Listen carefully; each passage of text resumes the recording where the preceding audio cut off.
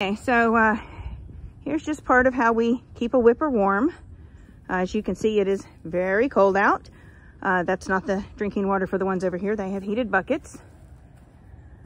But we have a wall of straw back here, and as he eats it, plays in it, moves it around, gets it drug off, spills it all over the ground, we just add more straw to one side or the other, and that gives him that extra insulating layer here at the back, which is the north side.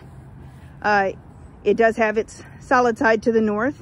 We did that to cut down on the prevailing wind. Makes it a little bit harder on him because he has to come out and walk around to see the other donkeys, make sure that everybody's still here. But again, just a temporary thing until we can get everybody together.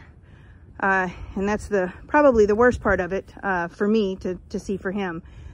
Because he tends to like to stand with his head out, whether it's raining or not. We've added the extra little porch on the front so he can keep his body in the shelter, keep his head out, still remain dry, relatively sheltered. And this little shelter that we put up for him, although it's temporary, it's out of a nice thick material, very windproof. And as you can see, I'm letting the straw kind of pile up on the sides as well. Those sides are tied into the ground with a little pole that goes through a pocket on the edge. But that straw up against there just gives a little bit extra windbreak if anything's trying to come up under the flap on the edge. So that's just part of what we're doing to keep a Whipper warm. And what we found is that Whipper's shelter is actually warmer and easier to maintain heat in than the big barn. The big barn's a 3-side run-in shed, and we've had some definite challenges in keeping that warm, especially for miniature donkeys when this is a horse-sized barn, because this is their temporary area while we're having ours built. So it's a little tall, so the warm air stays well above their heads. So we've been working at all kinds of different things to keep them warm. But in keeping a Whipper warm, we're doing pretty good. Right, Whipper? Are we warm over there? We are. All right. I'll be right over with breakfast. Well, we found out the first morning of Coldmageddon 24 that warm mash, when brought out into freezing temperatures, turns into slushy mash. So we've been taking extra steps to keep it warm. So I have it here in a cooler, and it's heated up. It's been sitting down inside the cooler, and some of the other buckets had slightly bigger lids. I need to get some more big silicone lids if it's just going to keep being winter for the normal amount of time. But we're going to take this over and get Whipper all warmed up. Okay, Whipper's favorite part of keeping a Whipper warm. What is it? A nice warm breakfast? Yes? Are you ready? You are? Okay. Let's bring it up here. We're going to give Whipper his nice warm mash in his bucket over there. And you notice we have it placed in the sun as well. So, okay, here we go, Whipper. Well, there are only 2 times a day when Whipper's not whippering about. That is breakfast and dinner. So while he has his head in the bucket and he won't move from that spot, we're going to go ahead and take down his outside night light, his inside night light, and get those warming discs that go in the microwave back out of the shelter so that we can warm him up again for tonight. We'll hang up a fresh hay bag for him inside, make sure everything in there is topped off, ready to go. And Whipper has a nice heated water trough, so he's good to go on the waterfront over here.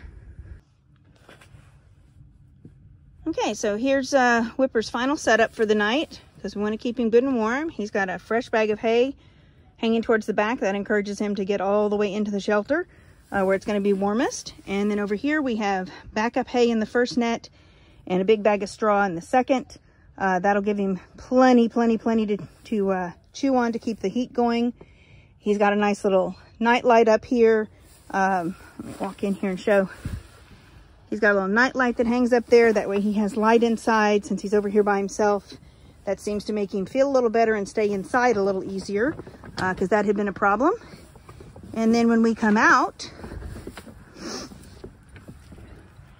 his little flap goes down and he just runs right in and out the sides. If it were, I guess, colder than it is, we could zip one side or the other and still give him access. But it seems to be keeping him pretty warm.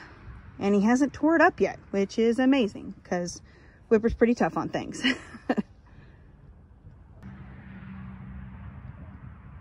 Okay, I'm not sure if I can do this with one hand or not, but we'll see.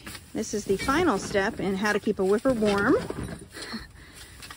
And we want to keep him warm. We don't have any electricity over here. So what I'm going to do is I'm going to rake this straw back to expose the self-heating mats that we have underneath.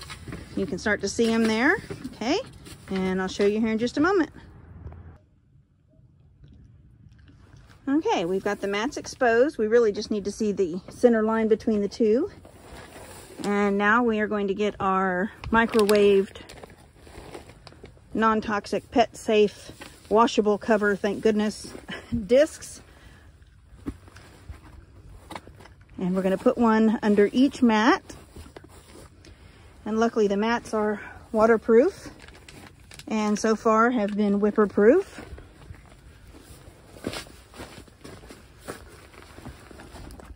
Which is really quite something to be whipper proof.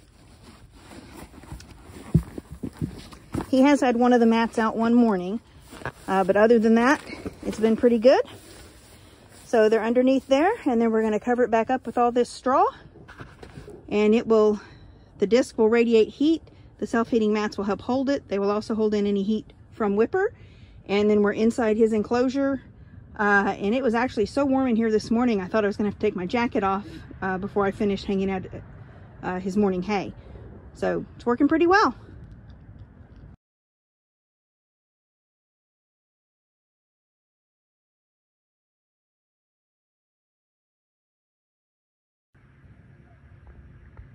Are you going to bed, Whipper? Okay, good night, Whipper. You left something outside, dude.